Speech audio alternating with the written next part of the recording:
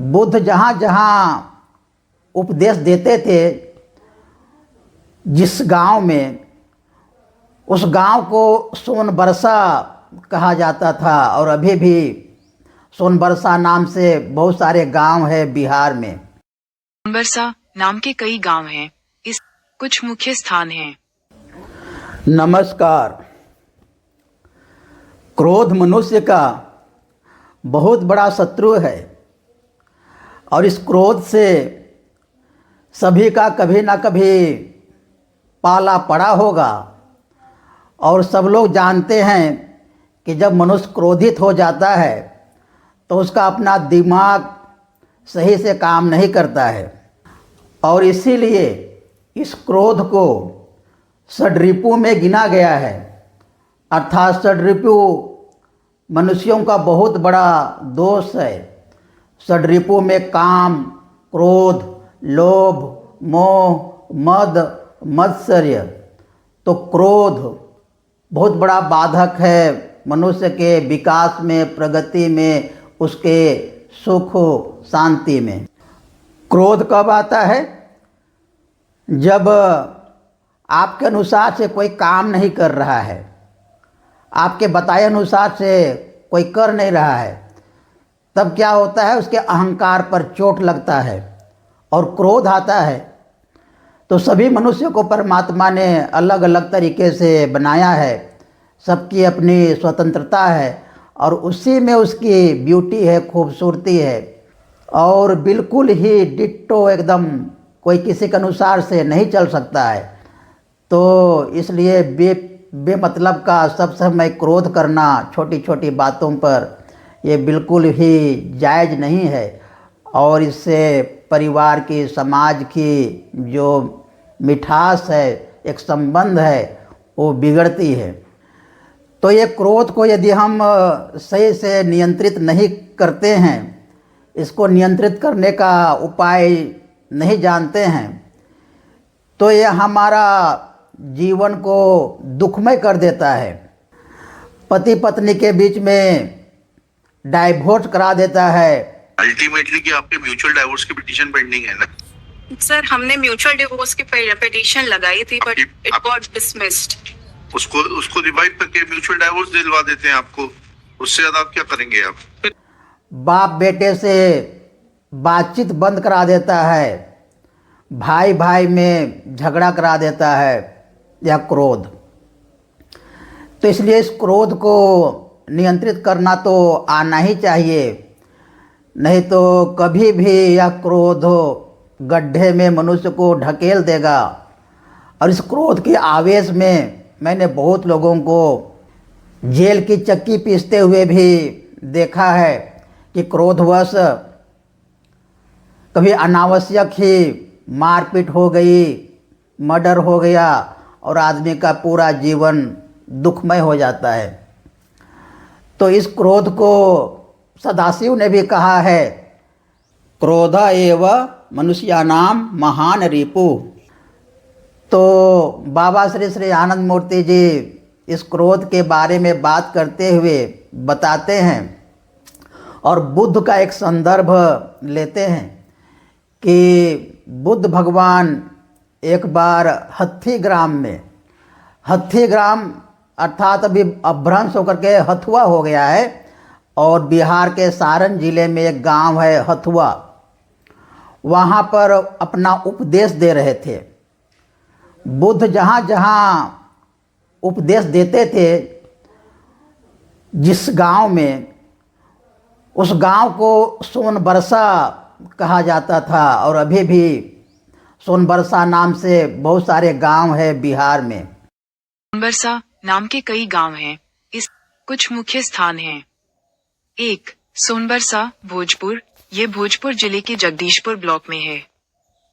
2. सोनबरसा, बेगूसराय।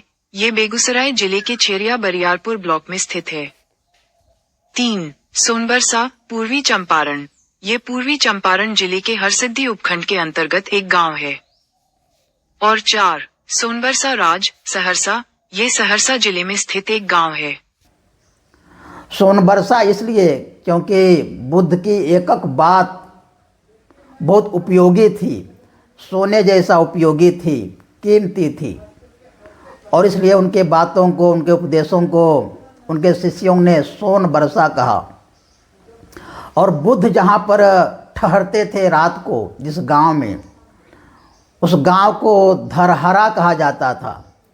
अब भ्रंश होकर के कहीं कहीं पर धराहरा भी, धरोहरा भी इस प्रकार से कहा जाता है।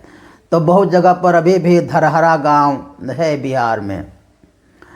तो इसलिए बाबा बताते हैं कि बुद्ध इसी प्रकार हथुआ में, हथीग्राम में उपदेश दे रहे थे।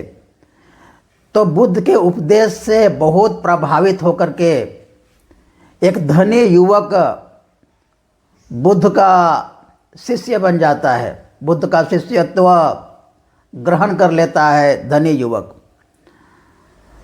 तो उसका बड़ा भाई बनिक व्यापारी था, बहुत ही धनवान और बहुत ही कदाचार तरीके से, और पैसा कमाने के लिए कुछ उल्टा पुल्टा करके भी उसने बहुत सारा धन इकट्ठा कर लिया था। अब धन के साथ तो एक अहंकार आ ही जाता है, और उसके साथ एक शक्ति भी रहती है, एक अभिमान भी रहता है। और इसलिए जब उसने देखा कि उसका भाई को बुद्ध ने अपना शिष्य बना लिया और वो अपना व्यापार में अकेले पड़ गया, तो अपने आप को रोक नहीं पाया। और बुद्ध जहाँ पर उपदेश कर रहे थे वहाँ पर वो आया और बुद्ध को बहुत गाली गलौज करने लगा, बहुत ही अनाप शनाप बोलने लगा बुद्ध को संबोधित करके। और बुद्ध एकदम से उसको मुस्कुराते हुए सुनते रहे, जैसे कुछ हुआ ही नहीं हो, कोई प्रतिक्रिया नहीं दे रहे, उनके चेहरे में कुछ भी तनाव नहीं है।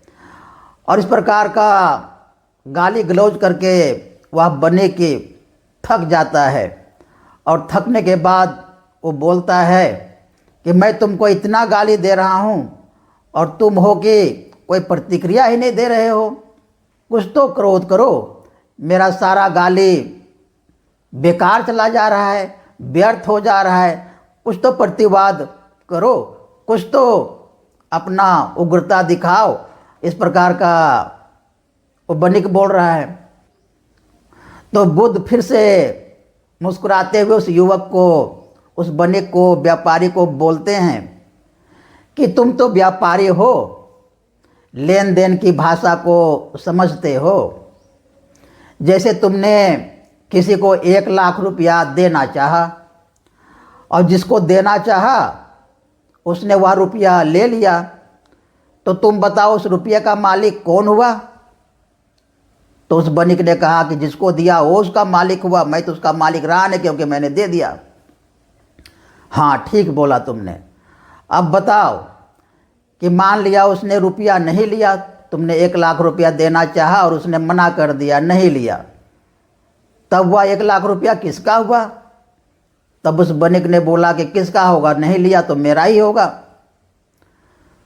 तब बुद्ध फिर बोलते हैं कि तुम जो इतना गाली गलौज कर रहे हो, इसको लेने की हमको कोई इच्छा नहीं है, मेरे जीवन में इसका कोई उपयोग नहीं है, और मैं यह तुमसे नहीं लेता हूँ। तुम जो इतना समय से ये गाली गलौज दान कर रहे हो, और इस गाली को मैं नहीं लेता हूँ, हमको लेने में कोई रुचि नहीं है। तब बताओ यह गाली गलौज किसके पास रह जाएगी? तुम्हारे पास ही रह जाएगी ना। ऐसा बुद्ध बोले। तब तो बनिक अपना एकदम सिर पकड़ लिया और बोला कि इतना घृणित गाली गलौज को अपने पास रख करके मैं क्या करूँगा, मैं कैसे जीऊँगा? तो बुद्ध बोले तुम इसको अपना श्रृंगार बना लो, इसका अपना अलंकार बना लो, जैसे मर्जी तुम इसका अपना उपयोग करो, इसमें हमको कुछ कहना नहीं है, कुछ इसमें आपत्ति भी नहीं है और कुछ इससे अनापत्ति भी नहीं है। तुम इस गाली गलौज को अपने पास रखो और तुम इसको जैसे चाहो वैसा उपयोग करो। तब उस वणिक तो एकदम विचलित हो गया और एकदम अपना अपना आपा खो गया, और करे तो क्या करे, कुछ करने को था नहीं उसके पास। फिर वो वणिक भी बुद्ध का शिष्यत्व ग्रहण करता है। तो इस प्रकार विपरीतता में, विपरीत दिशा में रह करके ही हम किसी को जीत सकते हैं। और यदि क्रोध से क्रोध को जीतना चाहेंगे तो मुश्किल है। इसलिए क्रोध को भी, असाधु प्रकृति के आदमी को भी साधुता से ही जीता जा सकता है, और क्रोध को अक्रोध से भी जीता जा सकता है। इस प्रकार का बुद्ध ने साबित कर दिया। और भी क्रोध को नियंत्रित करने के लिए कुछ सिंपल विधि है, तरीका है। जैसे जब आपको गुस्सा आ रहा है किसी के प्रति, तो एक गिलास ठंडा पानी पी लिया, या फिर आप मौन रह गए, मौन व्रत कर लिया, आपने कुछ बोला ही नहीं, या फिर वहाँ से आप हट गए, दूर हो गए। जिन लोगों को साधना में गुरु मंत्र मिला है, मधु विद्या मिला है, वे लोग इस गुरु मंत्र का, मधु विद्या का प्रयोग करेंगे क्रोध के समय, तब भी आप लोग देखेंगे कि धीरे धीरे आपकी क्रोध शांत हो गई, धीरे धीरे आपका गुस्सा ख़त्म हो गया। तो फिर ये बात आगे नहीं बढ़ती है और बिगड़नी होती है कुछ, वो बिगड़ती नहीं है। जो नुकसान होना होता है वो नुकसान होता नहीं है। तो इस प्रकार सिंपल जो फार्मूला है, वो सबको अपना करके इस क्रोध से बचा जा सकता है। और यदि मनुष्य साधना करेगा, मेडिटेशन करेगा, ध्यान करेगा, तो इन वृत्तियों को और भी आसानी से नियंत्रित कर सकता है, उसको संयमित कर सकता है। इसलिए ध्यान की नितांत आवश्यकता है इन सब वृत्तियों को नियंत्रित करने में, और इन वृत्तियों को सही दिशा में चैनलाइज करने में, इन वृत्तियों का सही उपयोग करने में मनुष्य को ध्यान करना चाहिए। और ध्यान से ही ये वृत्तियाँ सही दिशा में मूव करती है, और ये वृत्तियाँ फिर विनाशकारी नहीं होकर के निर्माण का काम करती है और उसके भले के लिए काम करना शुरू करती है। लेकिन जब परमात्मा इस क्रोध को मनुष्य में दिए हैं, तो इस क्रोध को अपना उपयोग भी है। तो बाबा श्री श्री आनंद मूर्ति जी बोलते हैं कि क्रोध का सात्विक उपयोग करना चाहिए, बिल्कुल से ऊपर क्रोध करना चाहिए, किसी का भले के लिए, किसी का सुधार के लिए, लेकिन अंदर से प्यार रहना चाहिए उसके प्रति दुर्भावनावश किसी के प्रति क्रोध नहीं करना चाहिए। और फिर डांट डपट करने के बाद फिर उसको प्यार भी करना चाहिए। तब फिर क्या होता है, उस क्रोध का विपरीत असर नहीं पड़ता है। उस क्रोध करने के बाद वो आदमी समझ जाता है कि ये आदमी ने जो क्रोध किया वो मेरा भले के लिए किया, मेरे उपकार के लिए किया। और बार बार किसी पर क्रोध करते रहने से, किसी को गाली गलौज करते रहने से फिर वो आदमी और बिगड़ते जाता है। लेकिन जितना उसको डांट डपट किया, क्रोध किया उस पर, उतना उससे ज़्यादा प्यार उस यदि करते हैं तो फिर उसका अच्छा प्रभाव पड़ता है। और इसलिए बाबा श्री श्री आनंद मूर्ति जी अपना कंडक्ट रूल जो हम लोगों का है, आनंद मार्गियों का है, उसमें बोलते हैं कि punishment should not exceed to love. जो किसी को पनिशमेंट दे तो उसके सुधार के लिए होना चाहिए, और ये प्यार से ज़्यादा नहीं होना चाहिए। प्यार हमेशा ज़्यादा करना चाहिए, प्यार हमेशा एक्सीड करना चाहिए, प्यार हमेशा ऊपर रहना चाहिए, और ये डांट डपट क्रोध नीचे रहना चाहिए। तब फिर बात बनती है, और ये भी जो क्रोध है वो फिर उपयोगी हो जाता है।